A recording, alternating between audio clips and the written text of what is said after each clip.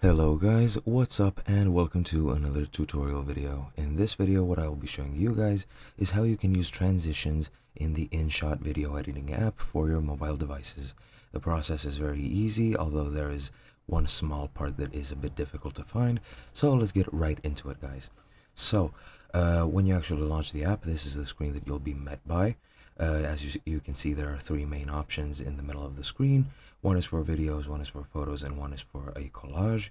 So what we are gonna do, or what we want to do rather, is click on the video tab, and here you can select any video from your gallery. This is pretty much every video you have saved on your device. As you can see on the top, you can either pick a video, a photo, or all.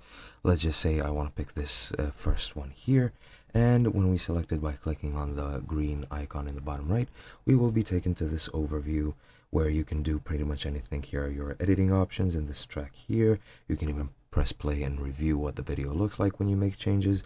However, if you want to use any changes, you have to, or rather if you want to use transitions, you need to have at least 2 videos. Now what I'm going to do with this one is I'm just going to split it. And as you can see now, I have 2 videos here, and as you can see on the timeline in the middle, there's this line, this white line, which separates or marks the separation point of the 2 videos.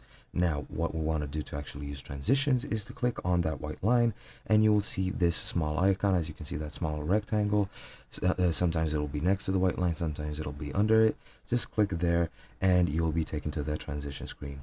Now you can use any one of these transitions. Keep in mind that these that have color need to have Inshot Pro. These that are grayscale, those are free transitions, and whenever you choose one, just click on the check mark and you will be set.